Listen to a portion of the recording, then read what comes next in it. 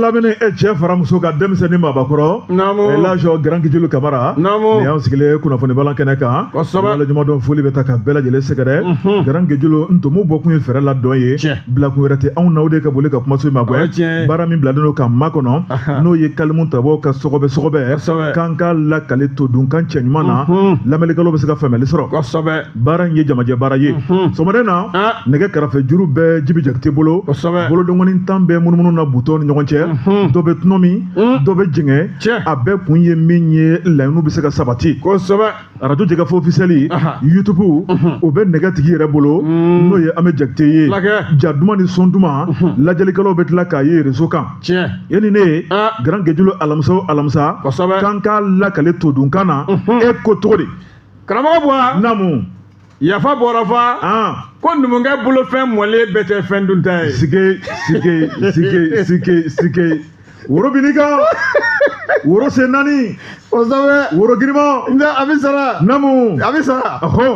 alamisa kɔni bɛna se namu jama bi giri hali ko karamɔgɔkɔrɔba ani kalandenni namu k'u ye sɛbɛnfura dalajɛ o don sɛbɛnfura ka mamaw latɔmɔ kunnafoni ko la k'a di maaw ma sigida la diɲɛ seleke bɛɛ lajɛlen ka faamu sɔrɔ cogo min o tuma waati o de selen filɛ anw bolo o don Garanke i ma foyi fɔ ni tiɲɛ tɛ an bɛ taa Jibi fan fɛ sabu lamɛnnikɛlaw kɔrɔtɔlen bɛ k'an makɔnɔ an bɛ tila k'an da don a la sisan waati a sera kosɛbɛ o tuma lakali e tɛgɛ de bɛna don bala kɔnɔ sisan ni min bɔra limanaw b'o lamɛn Grand Guidjilo i ma foyi fɔ ni tiɲɛ tɛ ne bɛ n tigɛ don n bolo ɲɛfɔlɔ an ko ma ko le démocrate a ko di maa min ye sɛbɛnni kɛ o ye Agbemuri ye sɛbɛnnikɛla ko Grand cɛbɔ dan o ye yɛrɛbɔ ye a ko an ka taa masakɛbulon la n'o ye Kuluba ye sɛbɛnnikɛla ko a ko ntɛnɛndon dɔ de bɛnna ni janvier kalo tile 19 Grand Guidjilo wele tun bilalen bɛ kunnafonidilaw ma k'an ka taa an ka sanbɛ foli kɛ sɛbɛnnikɛla ko a ko nin ye laada ye sankura n'ale jɔra Grand Guidjilo min ye jamana ka cakɛrɛ cɛkɔrɔbaw ye dugu maabaw wele bɛ bulon ma ka taa masakɛbulon la Grand Guidjilo ka taa sanbɛ foli ta ka ɲɔgɔn sɛgɛrɛ foli o ye kɔrɔlen ko ye duwawudon o ye kɔrɔlen ko ye ala ka jamana diya ala ka jamana basigi Grand Guidjilo dugu jɛko 21 an bɛɛ lajɛlen de b'o fɔ ani ɲɔgɔn cɛ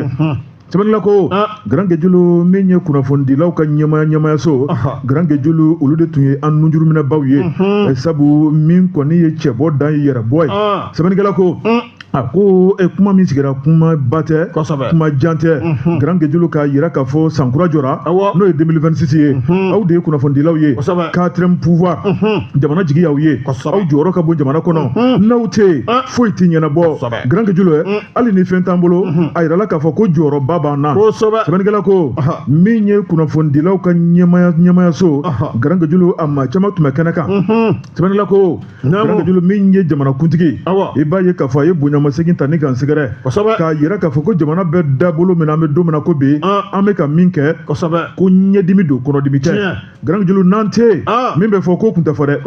sɛbɛnnikɛla ko min ye banbanciw ye u bɛ danna juguya mun na jamanadenw na u bɛ tiɲɛni jugu minnu na surasiw k'u kɔkɔrɔma don min ye jamanadenw ka muɲu ni sabali k'o fɔ jamanadenw ye min kɔni ye bilasiraliw ye k'o di jamanadenw ma tiɲɛ yɛrɛ yɛrɛ la ko Mali kunnafonidilaw Grand Guidjilo kan ka ko min kɛ k'an y'a kɛ yɛrɛ ci kɛ ko ɲuman k'a ni foli ka kan sɛbɛnnikɛla ko min ye Banjugu Dante n'ale maison de la presse ye ale y'o ɲɛmaba Grand Guidjilo jɔyɔrɔ belebeleba b'a bolo a y'a yira k'a fɔ an weleli kɛnɛ in kan ko an n'a ka kan sabu an ye fanga 4nan ye Grand Guidjilo b'a yira k'a fɔ jɔyɔrɔ in ka bon a ko n'i ye kunnafonidilaw lajɛ maa minnu b'a sɛbɛ maa minnu b'a lakale maa minnu bɛ bɔ jabaranin na minnu b'a bila réseau kan a ko an bɛɛ ka hakilina ye kelen sɛbɛnnikɛla ko min ye Banjugu Dante a ko jamana ye tɔɔrɔ min sɔrɔ san tɛmɛnen la n'o ye 2025 ye k'o ma dogo maa la min ye kunnafonidilaw ka timinadiya kun tɛ baara kanu kun tɛ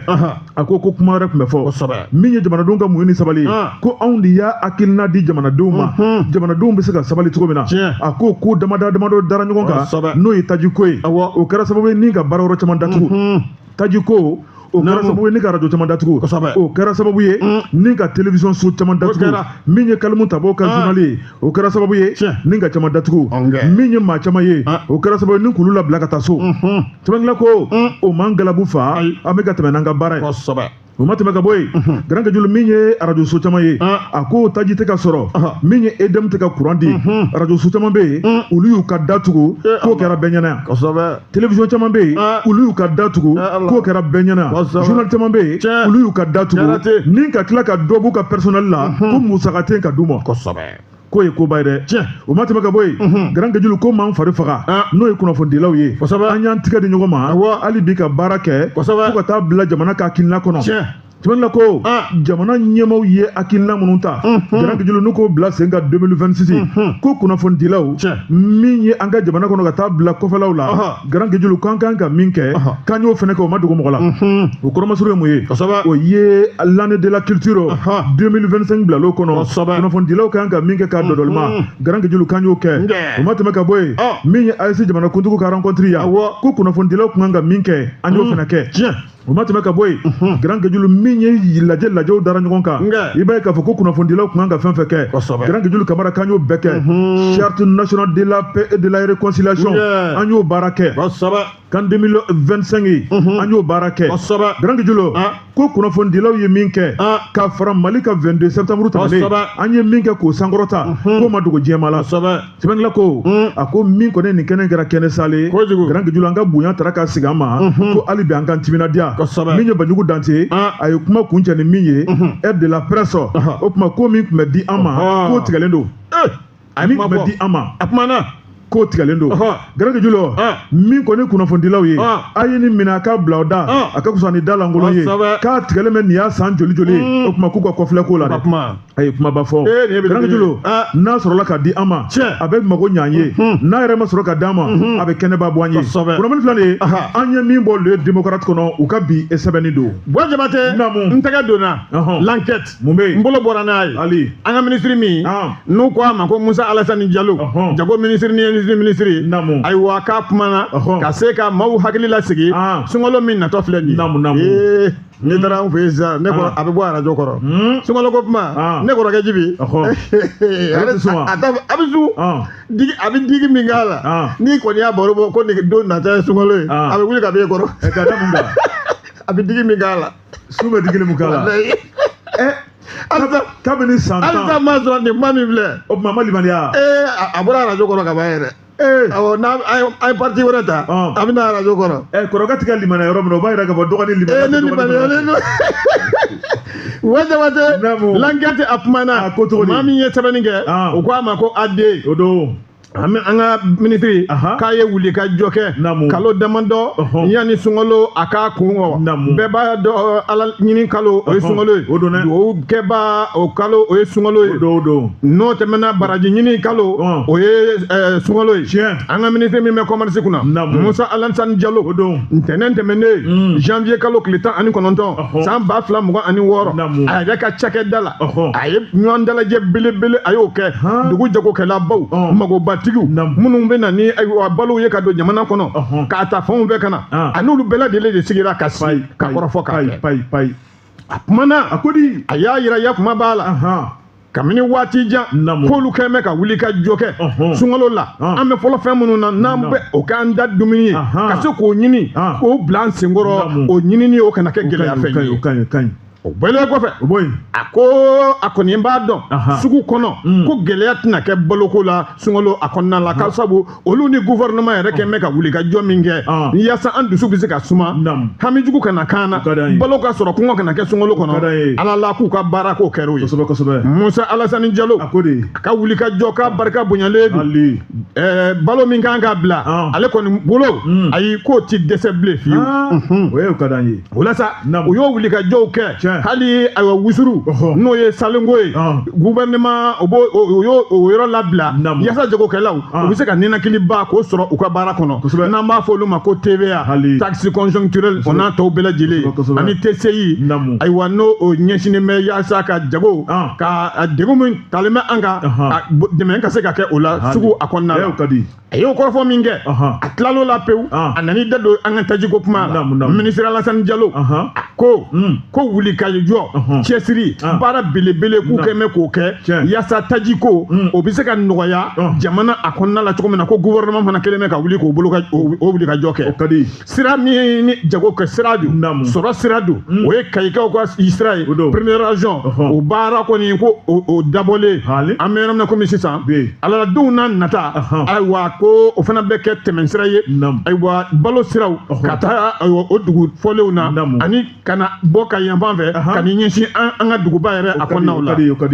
walasa ministre de l'industrie et du commerce a kɔni a ye foli belebele kɛ ka ɲɛsin opérateur économique la k'u bɛ baara belebele la k'a bɛ kalo damadɔ bɔ yanni an k'an da don sunkaloko la o baaraw k'o nɔw k'olu yera yafaamuya bɛ a la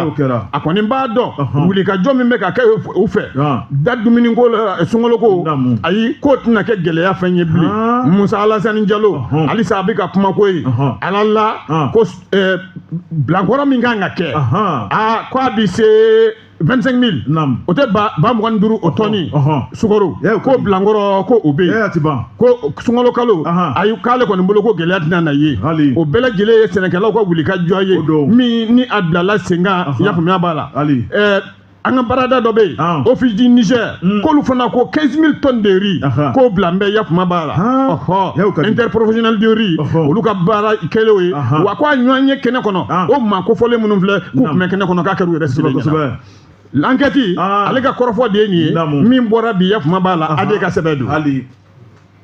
l'indépendant maa min ye sɛbɛnni kɛ o ye Dawuda Sangare Dawuda ko Garan Gejulo hali bi an ka ni tosira tɔw gan tosira in a laban bɛ sɔn ka sisi daga kɔnɔ dɛ sɛbɛnnikɛla ko Garan Gejulo siɲɛ 1 siɲɛ 2 siɲɛ 17 Garan Gejulo i b'a ye k'a fɔ a kuma a bɛ sen na sɛbɛnnikɛla ko kuma jumɛn don o de ye wari tunuko kuma min ye Mali ale ka foroba wari Garan Gejulo ko danaya taara ka da maa dɔw kan maa minnu y'a kɛ jɔnforo ni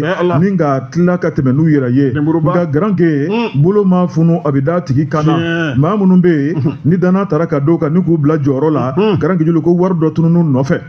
sɛbɛnnikɛla ko wari mun tununa a fɛra para mu dɔ sɛbɛnnikɛla ko a ko nin waati in na jamana kuntigi kɔrɔ Lajo Ibrahim Boubacar Keita ale bɛ Mali masakɛya la sɛbɛnnikɛla ko jamana kuntigi i kelen tɛ se ka diɲɛ baara bɛɛ kɛ a ye danaya da maa minnu kan Garange ko maa caman bɔra jamanakuntigi jigiya kɔrɔ maa caman bɔra Mali yɛrɛ jigiya kɔrɔ sabu min kɔni jɔyɔrɔ belebele min tun b'u bolo Garan Gejulo k'a yamaruya dira ni ka nafolo ta ka don kɛlɛkɛminɛw na o tuma min y'o kɛlɛkɛminɛw ma ye nafolo ma ye o tuma k'a ko in kɛra ten a taba fana don olu dɔnna kɛ sɛbɛnnikɛla ko Garan Gejulo k'o de kuma bɛ sen na o tuma min kɔni ye camancɛ fanga ye Garan Gejulo ale nin ko in ta a bolo fila la k'a yira k'a fɔ maa minnu ni maa minnu tɔgɔ fɔ n bɛɛ Garan Gejulo ma daminɛ bi dɛ o tuma ko wari mun tununa k'a bɛ ɲini ka na sɛbɛnnikɛla ko Garan Gejulo kuma in bɛ fɔ tuma min na dɔw kɔni ye duuru don fiɲɛ na ni ka kɔsɔkɔsɔ kɛ i b'a ye k'a fɔ olu kɔni kɛn bɛ jamana wɛrɛ sigibaw ye sɛbɛnnikɛla ko a ko nin ko in ka ban pewu seereyaw de bɛ kɛ maa minnu bɛ n'a kɛra u ɲɛna Garange k'u bɛ lamɛn maa minnu tun ye minisiri ye minnu ye finitigi ye minnu yɛrɛ ye sivili ye Garange k'a kɛra maa o maa ɲɛna o tuma wele bilala bɛɛ ma kiiritigɛlaw fɛ Garange ni ka bɛɛ lamɛn kelen kelen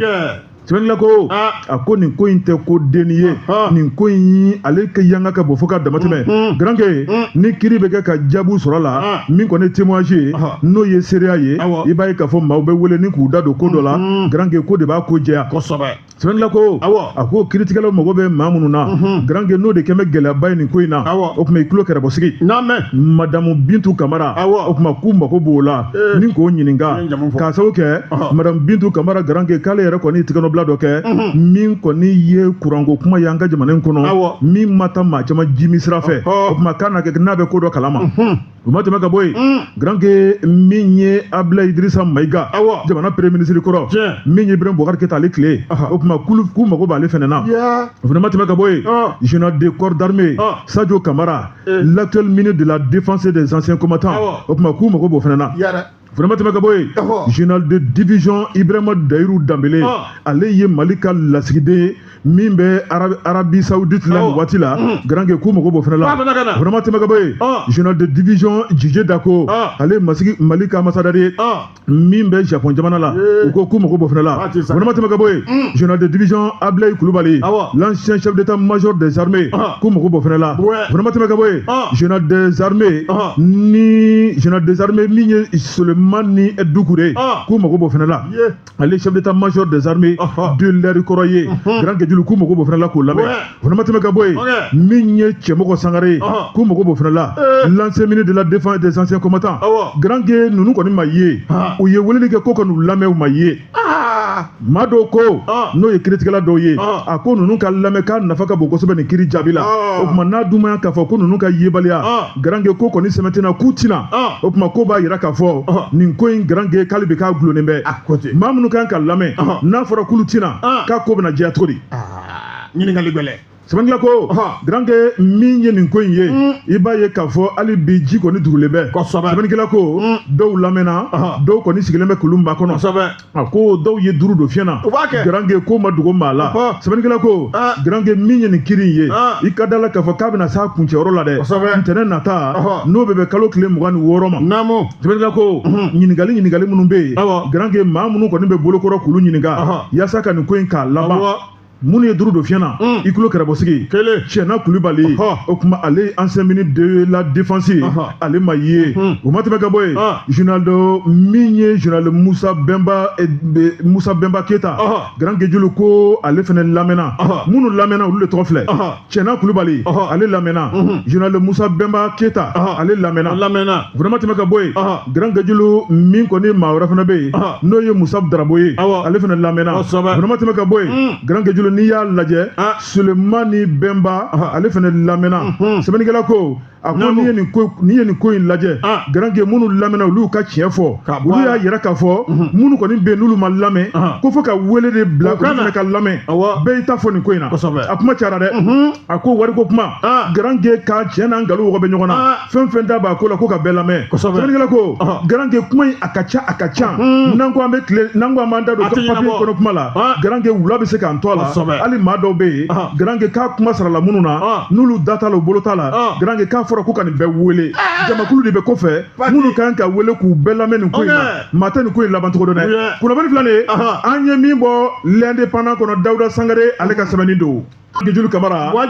maa t'i bolo to wara da min ka tila k'a tulo tana fɔ a ye n bala cogo bɛ di namu maa ladon a tɛ taa degun kɔ o ye tiɲɛ seere ni ale kumana ko cogo di maganta kuma de wulilen filɛ ko nin ye doni girin ye doni min n'a ka guru n'a dalen don Mahamadu Kone kun ministre min n'a b'an ka diinɛ ko kunna kɔrɔfɔ in fila tɛ koyi a bɛ maganta ko de kunna jateminɛw wulilen jateminɛ min bɛ bolokɔrɔ ko an ka iji ta Mali a sɔngɔ tiɲɛ yɛrɛ la a ka yɛlɛnnen don san 2026 k'u ye sɔngɔ min bila kɛnɛ kan ala la 4,000,000 ana kunkan fɛ k'o ye gouvernement o ka yɔrɔ ye privé 4,000,000 ana kunkan fɛ ko o ye agence privé tiɲɛ yɛrɛ la ko nin kasabi min filɛ ko nin sanayɛlɛlen don nin waati laban ninnu kɔnɔ yakuma b'a la ko yasa nin ko ka se k'a sɛgɛsɛgɛ k'a jɛya ko u kan ka wuli ka dɔ de kɛ jateminɛba u k'a kɛ Arabie Saoudite ko kasabi a yɛlɛni ko assurance ko o bɛ a la transport ko o bɛ a la ani baaramisɛn tɔw ya kuma b'a la n'i taara maga a bɛ to ka zɔle da minnu kɛ ka taa yɔrɔbaw lajɛ k'olu bɛɛ lajɛlen bɛ a la i b'u ɲɛdɔn o la sa i bɛna ka na ye ala la u ye nin wuli ka jɔ min kɛ ka nin baara min bila sen kan kan ni jamana minnu bɛ jɛla yɔrɔ min na komi sisan n'an k'a fɔ a ma ko confédération AES Burkina bɛ o la k'olu ka sɔngɔ a ko t'an ta in bɔ dɛ o ye joli olu bɛ 2026 3,000,000 ani dɔɔni an bɛ naani na Nigeri olu fana ta o fana jiginnen don ka tɛmɛ nin bɛɛ lajɛlen kan o fana 3,000,000 ani dɔɔni ko nin wa u ka avion billet b'a la dɛ u ka fɛn bɛɛ b'a la hôtel tout ka bɛɛ b'a la ko n'i y'a jateminɛ miliyɔn 1 bɛɛ o de bɛ an ni AES dugu tɔw o ni ɲɔgɔn cɛ k'o kɛkun ye mun ye o kɛkun tɛ dɔwɛrɛ ye sɛbɛnnikɛla ka sɛbɛnna ko Burkina Niger olu bɛ négocier ni Arabie Saoudite maaw ye ni sira mun ye k'i b'a sɔrɔ ko anw t'o o de kɛ kasabi yɛlɛni maa dɔ bɛ o y'i da don kuma la k'ale t'a tɔgɔ fɔ dɛ agence tigi yɛrɛ don tiɲɛ yɛrɛ la k'anw ta ye labɛnbaliya de ye a labɛn wa k'a sɛbɛn yɛrɛ k'o t'an na cɛkɔrɔba dɔ fana ye kuma ta ko o tun bɛ baara kɛ a baarakɛda kɔrɔ in na o bɛ retraite la bi k'ale wa k'ale jɛnna hiji kɔ bi a jɛnna kɔ sini k'ale t'a da don ala ka b'a baro kɛ n bɛ maa ye minnu kɔni bɛ k'u dogo t'u yɛrɛ yira o la sa i bɛna ka na ye tiɲɛ yɛrɛ yɛrɛ la miliyɔn 275 CFA i bɛna ye o furancɛ ko jamana yɛrɛ y'o fara an ka maaw ka baarakɛla ninnu o ko k'o kɛ dɛmɛ ye ko n'a bɛɛ n'a ta k'anw ka kasabi de ka yɛlɛ de ka girin ko ka tɛmɛ dugu tɔw ta kan nin waati kɔni na tiɲɛ yɛrɛ la ko magandagalaw k'olu kɔni ko kasabi bɔli k'a fɔ ko ka taa magan ka segin ka na ko ijidenw k'olu de bɛ ka gouvernement ta n'o tɛ ko gouvernement tɛ ka ijidenw ta k'a bɛɛ bɛ ka bɔ ijidenw de kun o la ko ni ɲɛma ɲini a la Buwa Jabate tiɲɛ yɛrɛ la k'a ko k'a bɛna gɛlɛya nin bɛɛ lajɛlen dun ɲɛsinnen bɛ maa min na minisiri ye min n'a b'an ka diinɛ ko kunna n'o ye Mahamadu Kɔnɛ ye k'u k'a lajɛ baara kɛcogo u k'a yɛlɛma sɛbɛnfura a bɔra Sireni kɔnɔ Basidi Senbara a ka sɛbɛn don Garanke ne bɛ n tigɛ don tuguni l'enquête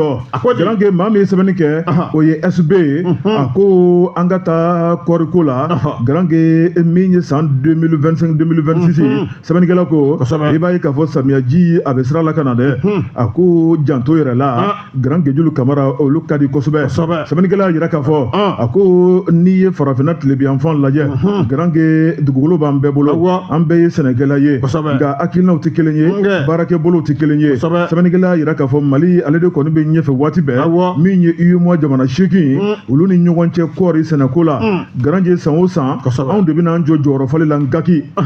sɛbɛnnikɛla ko Garanke min y'o jɔyɔrɔ fɔlɔ ye o tuma taabolo minnu bɛ samiya ma se ban nka jateminɛ la sabu cakɛda dɔ bɛ yen ale kɔni ka baara ye dɔdɔlimali ye ni ka jateminɛw kɛ sɛnɛkɛla ko la Garanke Julu jamana yɛrɛ bɛ kungilenna ni dabolo min na sɛbɛnnikɛla ko a ko n'i y'o lajɛ min ye o comité de pilotage du programme régional de production intégrée du coton en Afrique Garanke olu kɔni y'a yira k'a fɔ ko janto yɛrɛ la a kɔrɔ tɔgɔ ka ɲi sabu Mali o kuma kan ka tɔn ka jɔrɔ gale la a na kɛ n'o de ka di olu ye kuda ye k'a da kan n'i ye kow lajɛ misali de bɛ taa Mali kan nka Garanke u y'a yira k'a fɔ ko hun bɛ yen dɛ wa jatigɛ ni jɔrɔ b'u la ko ni Ala ma kunnaja UEMOA jamana 8 ni ɲɔgɔn cɛ Mali ka jɔyɔrɔ gale Garanke ko Benin bɛ sɔn k'o minɛ Patrice Talon ka jamana o kuma k'olu bɛ sɔn k'o minɛ fiɲɛ taabolo bɛ min na sɛbɛnnikɛla ko Garanke o ma sɔrɔ dɔ wɛrɛ fɛ samiya tɛmɛnen n'o ye 2024-25 ye i b'a ye k'a fɔ ko jiginni kɛra dɔɔnin ye Garanke Julu k'o ma sɔrɔ dɔ wɛrɛ fɛ nɔgɔ kun kan ka di waati min na Sɛnɛgalɛw ma nɔgɔ sɔrɔ Garanke Julu baga kun kan ka di tuma min na ni ka fɛn ɲɛnamaw faga caman bɛ yen a m'a ta sɔrɔ sɛbɛnnikɛla ko o fana ma tɛmɛ ka bɔ min ye i b'a ye k'a fɔ kɔɔrikolo kun kan ka di waati min na caman fana m'a ta sɔrɔ Garanke ko nin bɛɛ lajɛlen de kɛra jiginna belebeleba ye bolo dun m'a funu a bɛ d'a tigi kan na o jiginna bɛ ta ka jɔn sɛgɛrɛ Garanke ko de Sɛnɛgalɛw ka minisiri ye sabu n'i ye Sɛnɛgalɛw ka minisiri lajɛ sɛnɛkoko kuma ma fɔ Garanke ka nɔgɔ di yan fɛ bagaji di yan fɛ a ye nin ko in woloma foro lahira bɛ cogo di Garanke k'a bɛɛ lajɛlen de bɛ munumunu k'a parata ye ni k'a ɲɛfɔ k'a da baarakɛbaw ma sɛbɛnnikɛla ko o jiginna taara ni ka Sɛnɛgalɛw ka ɲɛmaa so sɛgɛrɛ sɛbɛnnikɛla ko o fana ma tɛmɛ ka bɔ yen Garanke n'i ye kow taabolo lajɛ jateminɛ y'a yira k'a fɔ maa minnu bɛ sɛnɛ kɛ min ye maa 203 ni dɔɔni ye Garanke ko maa caman kɔni y'a yira k'a fɔ nɔgɔ sɔrɔbaliya waati bagaji sɔrɔbaliya waati min ye ka taa bila sɛnɛkɛfɛn tɔw la Garanke kulu kɔni yafara min ye kɔɔriko ye k'o bila kɛrɛfɛ k'u ɲɛsin ko wɛrɛ ma ko Mali bɛna jigin k'a sababu kɛ nin de ye maa caman bɛ kulu diminen don dɛ i bɛ k'a faamu a bɛ dimi kun bɔ sɛbɛnnikɛla ko a ko dugukolo min bɛ Mali bolo miliyari miliyɔn 1 million kɛmɛ fila ni bi naani kelen ni ɲari n'o ye 1,241,000 km².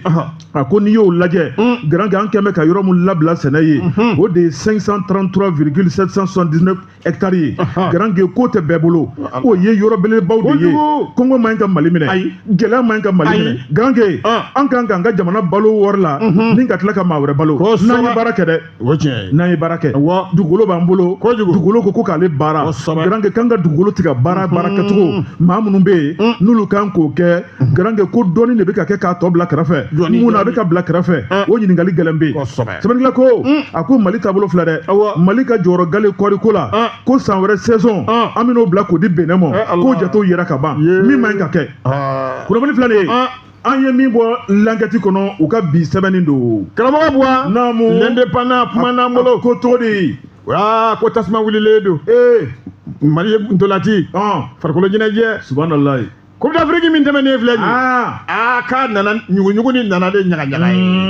An bɛ yɔrɔ min na komi sisan bi tɔnba min n'a bɛ farikolo ɲɛnajɛ k'a ɲɛnabɔ jamana in kɔnɔ n'an ko a ma ko FEMA foot o don dakolon cilen don sabu k'a maa bɛɛ jɛra ka walansɛbɛ k'o kɛ. O kɛra walansɛbɛ kɛlen ka kɛ maa tɛ yen min bɛ baara la an bɛ yɔrɔ min na komi sisan démission min n'a kɛra maa 19 comité exécutif fédération malienne de football ala la k'an ka ntolanci a baarabaw k'u tɛ a yɔrɔ la an bɛ yɔrɔ min na komi sisan n'o dun kɛra o bɛ na ni mankan de ye ho ha ho bɛɛ b'i ta fɔ min kan ka yɛlɛ min kan ka jigin min ka ɲi min man ɲi bɛɛ b'i ta fɔ sabu bɛɛ sigilen don ni kɔnɔta ye. Nin baara in kɔni ala la k'u kan ka wuli ka jɔ yaasa jɔsen kelen o ka se ka sɔrɔ fédération ko la. Nin waati dun ɲɛsinnen bɛ jeni na monsieur le ministre des sports Abdul Kasim Fɔnba. Ala la bɛɛ kɔni b'a dɔn nin ko in bɛ sen na ale sera a yɛrɛ la i b'a dɔn diplôme b'a bolo a criminologie a y'a yɛrɛ minɛ n'a tun i donni na ka kɛlɛ wuli nin na a degun kun bɛ se jamana de ma a y'o yɔrɔ de lajɛ ka s'a yɛrɛ la k'a yɛrɛ minɛ fiɲɛ kan ka taa yɔrɔ min bɛɛ ye fiɲɛ tafan dɔ yakuma b'a la nin kɛlen fɛɛrɛ kan ka kɛ ka jɛrɛ tɔn dɔ de sigi jɛrɛ tɔn min n'o bɛ Mali football ko gérer ale fana dun fana kan ka hali n'a sɔrɔ o bɛ kɛ a ka kɛ ani FIFA ni CAF bɛ ɲɔgɔn kan bɔ n'o de kɛra Buwa baara bɛ ɲɛ a bolo n'o tɛ ala la a siranna min ɲɛ a laban bɛ taa yɛrɛ bila o dingɛ o kɔnɔna la n'o ye k'a fɔ k'ale bɛ taa i jɔ fédération jɔyɔrɔ la ka sɔrɔ o droit t'a bolo nka fɛɛrɛ ni kalan ni ɲɛdɔn min bɛ a la ani dɛmɛ min b'a bolo a sera a yɛrɛ la k'a yɛrɛ minɛ fo ko k'a nana se nin waati la an bɛ yɔrɔ min na komi sisan an kɔni bɛ yɔrɔ min bɛɛ kɔni b'a dɔn denw n'a nata kafu laban u bɛ se an ka jamana kɔnɔna la baara in tɔ kan ka kun don cogo min u b'a nun don ten yafumaya b'a la ani FIFA ani kafu olu ka bɛn o kɔnɔna la o kɔni de bɛ kɛ sababu ye an bɛ se ka bɔ ni dingɛ an kɔnɔna la n'o tɛ maa dɔw kɔni wulilen don nin ko in kɛlen filɛ min ye ko k'a ko yɛrɛ bɛɛ lajɛlen de ko ni barikatigi ye nɔgɔ min bɛ yen n'o kɛra jɛrɛtɔ min fana bɛ sigi a bɛna jate de bɔ nafolo minnu baara la ka tɛmɛ o ka ɲɛɲini baara kan ka kɛ cogo min na yaasa farikolo ɲɛnajɛ bɛ taa ɲɛ cogo min ani biro kura kan ka sigi cogo min o baara kan ka bɛn o ma sɛbɛn an y'a ta l'indépendant kɔnɔ bi u ka bi bɔli de don yakuma b'a la. Garange an bɛ taa Jibi fan fɛ an bɛ tila ka segin kunnafoni tɔ sɛgɛnnafiɲɛbɔ belebele la o kɛra n balan dayɛlɛ sɛbɛnfura min b'i bolo i k'a ta i k'a lakale ma lajo Garange Julu i ma foyi fɔ ni tiɲɛ tɛ ne bolo ɲɛ o ye la lumière yelen maa min ye sɛbɛnni kɛ a tɔgɔ ko Lasini Tarawele filani ka kalimu ka di Garange a ko diɲɛnatigɛ la dɔ bɛ bɔ yen dɔ bɛ na a ko yɛlɛma Garange Julu o ye ŋɔmi mɔdiya a kula ma sɔn m'o kɛrɛ kelen sisira sɛbɛnnikɛla ko a ko office du Niger ye Garange Julu Kamara k'a ye ɲɛmaa kura sɔrɔ Ablaye Diané sɛbɛnnikɛla ko Garange Julu b'a ye k'a fɔ office du Niger ye sɛbɛnnikɛla n'o ye Lasini Tarawele a ko Mali jigi belebeleba don i b'a fɔ ko Mali ka jigi ɲɛ sɛbɛnnikɛla ko n'i y'a lajɛ a kɛnɛ fiyɛ Garange Julu foyi tɛ k'a kan o de ye ka sɛnɛ kɛ n'o ye malo sɛnɛ ye sɛbɛnnikɛla ko hali ni sɛnɛfɛn misɛnnin wɛrɛw bɛ bila kɛrɛfɛ nka a la kologirin o de ye malo ye malo ka sɛnɛ n'o ye RM40 Garange Julu Gamiaga min ye dun ka fa ye k'o sabati an ka jamana in kɔnɔ malo hɔrɔn yɛrɛ i b'a fɔ ko office du Niger sɛbɛnnikɛla ko min ye office Niger ye yaasa laɲini n'o ye attente ye o ka sabati Grand Guédiolo fo ka cɛ de bila ye maa min n'a baara ka kan min ye jamanakuntigi ye Grand Guédiolo a y'a bolo mana bɔ cɛ dɔ nɔfɛ n'o tɔgɔ ko Ablaye Diané sɛbɛnnikɛla ko a ko Diané yɛrɛ ye jɔn ye maa don Grand Guédiolo maa min bangera juillet kalo tile 17 1962 sɛbɛnnikɛla yira k'a fɔ Grand Guédiolo diplôme giriman belebeleba bolo n'o ye maîtrise en relations internationales sɛbɛnnikɛla ko min ye Ablaye Diané ye Mali ka consul a y'o baara kɛ Paris sɛbɛnnikɛla ko a ko n'i y'a lajɛ jɔyɔrɔ caman bɛ yen Grand Guédiolo maa ko fɔlɔ in k'a y'o bɛɛ lajɛlen kɛ a ko commune 5nan Bamakɔ yan ale de tun ye maire ka dangan fɔlɔ ye sɛbɛnnikɛla ko o ma tɛmɛ ka bɔ yen sanubɔyɔrɔ dɔ bɛ Laginɛ jamana kan Grand Guédiolo k'a kɛra olu ka conseil belebeleba ye san 8 kɔnɔ o ma tɛmɛ ka bɔ yen Grand Gué n'i y'a lajɛ min ye Soma Peuple ye gɛlɛya yen sɔrɔ n'o ye Mali ale ka ji dilanyɔrɔ ye i b'a ye k'a fɔ jamanakuntigi dana d'a kan ni ka taa kɛ conseil d'administration ale président ye sɛbɛnnikɛla ko a ko n'i y'a lajɛ maa do politiki maa do jamatigi do wa a bɛ se ko la n'i y'a mɛn ko cadre chevronnier ye cadre dɔnniyatigi cadre belebele i b'a fɔ ko Ablaye Diané sɛbɛnnikɛla ko a ko min ye a bangeyɔrɔ ye Sikaso ye maa tɛ sɛnɛ ko fɔ ye sabu a bangera yɔrɔ min na o ye sɛnɛkɛdugu ye Grand Guédiolo k'ale kɔni numera jamanakuntigi fɛ ni ka ta ka bila office Niger kunna Grand Guédiolo ko jɔyɔrɔ girimanba wa ko baara in a degun ka bon min ye sigi kɛmɛ ka makɔnɔ min na malo kana dɛsɛ Grand Guédiolo malo sɛnɛnɛw kana kɔngɔ u kana minɔgɔ jamana yɛrɛ kana kɔngɔ jamana kana minɔgɔ malo sɛnɛnɛw mago bɛ min na n'o ye ji ye a ka d'u ma a waati malo sɛnɛnɛw mago bɛ min na n'o ye kɛnɛ ye a ka d'u ma a waati u ka lajɛ k'u dɔdɔlima u bɛ min nɔfɛ o fana ka k'u ye sɛbɛnnikɛla ko min ye lakana ye Grand Guédiolo an bɛ lakanabaliya waati la lakana ka taa ka malo sɛnɛlaw sɛgɛrɛ Grand Guédiolo jango hakili bɛ se ka sigi u ka baara la i b'a ye k'a fɔ PDG ye k'ale jɔyɔrɔ ka bɔ fo ka damatɛmɛ min ye chaleur humaine ye k'o don baarayɔrɔ ni ɲɔgɔn cɛ min ye sɛnɛkɛlaw ye ka jigisigi kuma ta k'u sɛgɛrɛ Grand Guédiolo ko cɛba min taara k'a bila kunna o kuma jateminɛw y'a jira k'a fɔ k'a bɛ se sɛbɛnnikɛla ko maa ka bila fɛn na i ni fɛn mun ka kan wa a bɛ se fɛn mun na Grand Guédiolo k'o de kɛn bɛ Ablaye Diané ta ye jamanakuntigi ma fili fiyewu Grand Guédiolo ko sigi kɛn bɛ ka makɔnɔ ni Ala ni kira sɔnna ma o fidi Nigeri Grand Guédiolo k'a ma deli ka laɲini minnu sabati min ye jaabi minnu di jamana ma Grand Guédiolo ko o jaabi de bɛna sɔrɔ nin waati la min ye Diané ale ka baara kɔnɔ kunnafoni filalen an ye min bɔ La Lumière u ka bi sɛbɛnni don Jabate teliyala ne bɛ n tɛgɛ don wuladala kunnafoni Soir de Bamako mun bɛ a sɛbɛkɔrɔ kuma na sɛbɛnnikɛba Youssou Konatɛ wa ɲɛnaminima fɛn ko 14,72 kg de cannabis o tɛgɛ dar'o kan an ka pankurun jiginyɔrɔ la aéroport international président Modibo Keita sen jagɛlɛya a dun fɔra ko ka nin dabila dɛ a ko ne don maa minnu ye nin baara kɛ u ka wuli ka jɔ cɛgɛlɛnw de don office central des stupéfiants OCS nin ye maaw ye maa minnu n'u ye wuli ka jɔ kɛ ka taa tɛgɛ da ni maaw kan maa minnu n'u ni ɲɛnaminima fɛ n'u bɛna don n'a ye anw ka dugu la yafuma b'a la cellule minnu n'a bɛ aéroport la n'u ka baarakɛ bolo ye anti trafic CAT n'o bɛ OGCS fɔ u ye wuli ka jɔ kɛ ntɛnɛn don janvier kalo tile 19 san 2025 k'u ye kama de bɔ yafuma b'a la k'a sin ka taa maa dɔw minɛ ten ŋami aéroport fɛrɛti yɛrɛ la maa min n'o tun ye chef d'escadron ye o tun ye Abdoulaye Ibrahima Traoré a n'a ka cɛdenw u ye fɛɛrɛ kɛ yafuma b'a la ka nin ko k'a dakolo jigi sabu tɛgɛ dara a tigiw kan ka sɔrɔ drogue min b'u bolo n'o ye cannabis ye cannabis a marqué ko kush cɛ wala a tabaw de bɛ dɔn nin bɛ sɔrɔ fɛn farin ye dɛ kish ko nin ɲɛnaminima fɛn min kɔfɛlen filɛ k'u kun kɛn bɛ k'u bila tamati lɔgɔti boîte 24 a bɛ k'i ɲɛna ko tamati lɔgɔti boîte yɛrɛ u kɛn bɛ k'a sɛbɛkɔrɔ dogo n'u k'a ma ko k'a camoufler tiɲɛ yɛrɛ la ko u kun bɛ ka fɛɛrɛ bɛɛ lajɛlen tigɛ ayiwa k'u b'a labɔ jateminɛkɛlaw fana ka jateminɛ bɛ olu nɔkan olu t'o kalama kunnafoni b'a fɔ cogo min na direction de l'office central des stupéfiants ni maa ninnu ala la ko Londres ko a bɔra yen maa de fɛ kosɛbɛ Angleterre i bɛna ye bɛɛ dun b'a dɔn ko yen bɛɛ b'a dɔn réseau belebelew de bɛ yen n'o réseau criminel ye ayiwa u ye jateminɛ min kɛ k'a ko lajɛ u ka sɛgɛsɛgɛ o bɛɛ tɛmɛnen kɔfɛ u ye maa dɔ bɛ yen u y'o tɔgɔ fɔ ko Gérard Chikuwi Emeka k'o ye maa ye k'a Nigérien de don a bɛ bɔ Nigéria ko ja k'a sigilen bɛ Titibugu la commune 1 na Bamakɔ district la ko jaja ale ka baara a bɛɛ lajɛlen de ye nin ye a bɛ fɛnw minɛ fɛnw bɛ bɔ kɔfɛ ka na n'o ɲɛnama fɛn ka na di a ma o yɔrɔ bɛɛ lajɛlen service minnu kan ka nin baara kɛ u ye wuli ka jɔ kɛ ka siɲɛ a la ka taa tigɛ k'a kan ten ŋami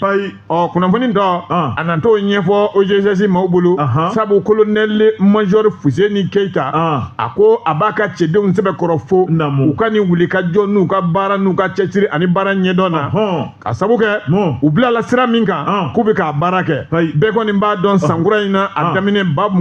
2026